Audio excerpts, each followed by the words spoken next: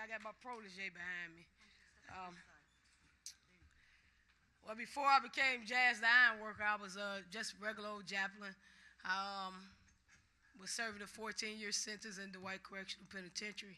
And believe it or not, I never heard of construction. Never heard laborers, carpenters, iron workers, none of these things. And I saw this little flyer with this lady with a little hard hat on, and she had some little sissy tooth, and I still don't know what it was. And I say, man, women can do this. I said, you know what? Let me call my mom.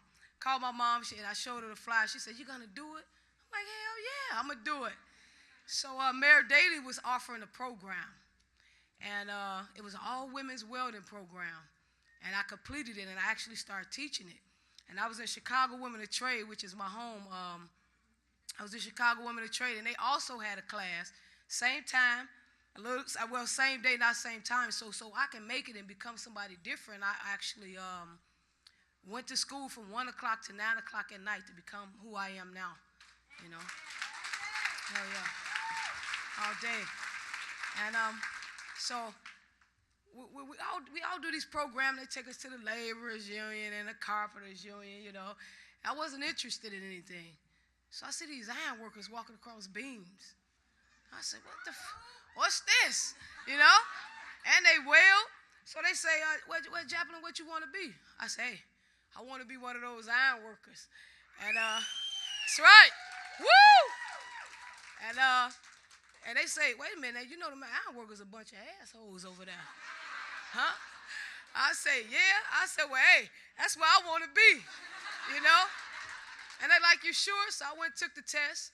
I scored up very high on the test, but I was number 256. All right? I called this man here. Once a week, twice a week. Is my number up? Is my number up?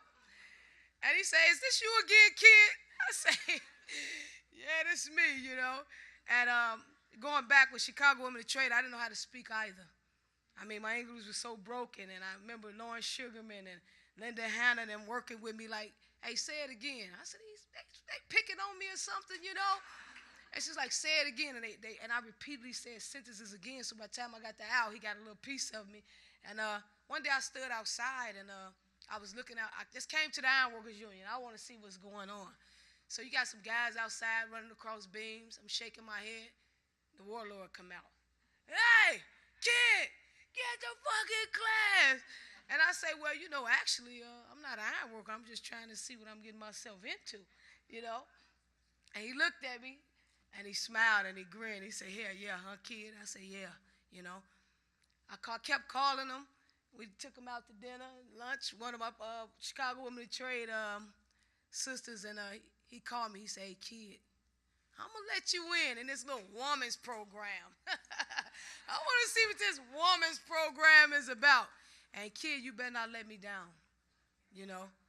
And, hey, hey, yeah.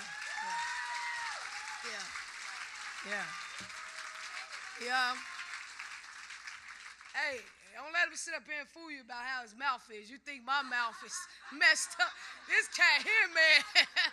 This guy here, I mean, meeting him going through the apprenticeship, I mean, he had you shook. You over here, fat gas. I said, oh, my God, do they all talk like this? You know what I mean? And he put me in rods. I walked 272 steps on my first job to the Skyway. I never forget, I counted them all. And I was tying rods. I'm bent over 8 hours. My back hurt, my legs hurt, and I kept pushing. He had enough of that. He put me on another job, and now I understand what he was doing with me. He was making sure I knew every aspect of ironworking. All right? Yeah. Yeah, so I do rods. Hell yeah. I know some of the sisters say doing rods. I do rods. I do bar joists. I do post-tensioning, which is, if you guys read the post-tensioning book, he did write the post-tensioning book, Local 1 Ironworkers. Yeah, absolutely. I do precast. Anything, metal buildings, anything you all guys ask me of what I need to do, I need to do. And it's a lot of thankful to the ironworkers that stuck behind me. And my protege, he was the first ironworker in Local 1 to let the women come and tour the facility. You know? Oh, yeah. And I did want to give him something, because this is my only opportunity. sticking by me, being, you know, being my dad of iron working, fussing at me. Guy come in the office, and he mentioned my name one time. Hey, is Jazz an apprentice, or is she a journeyman? Now, I've been making scales since I've been second period. I don't know about nobody else. Al lost it on this man. He said, "What's wrong with Al? I mentioned your name," and he went crazy. So I appreciate it, Al. This is for you. I missed the retirement party, but I wanted to present this to you from me. Al Bass, guys.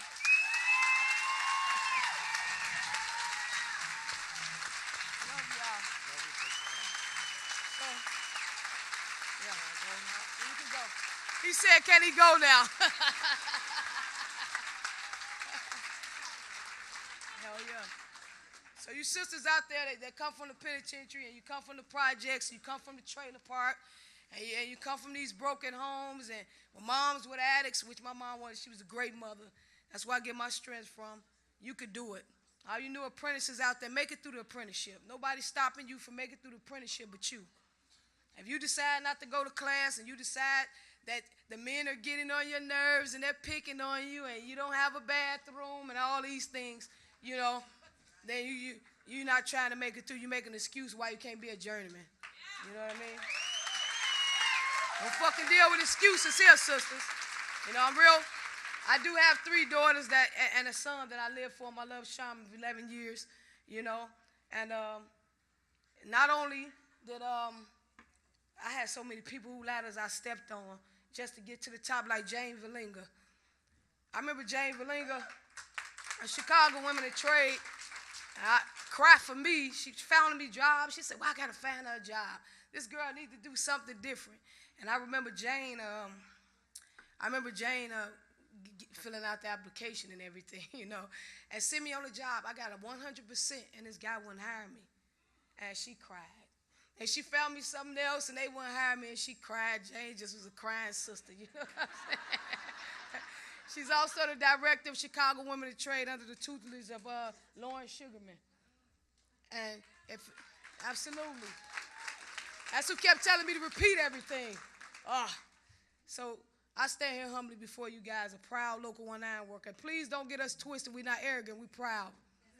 When we move in solidarity. Woo! We have our BA here who know I have a child with a kidney disease. And when I'm out of work, he does find me work. Kenny Davis, our first African-American BA. I appreciate it. Thank you so much.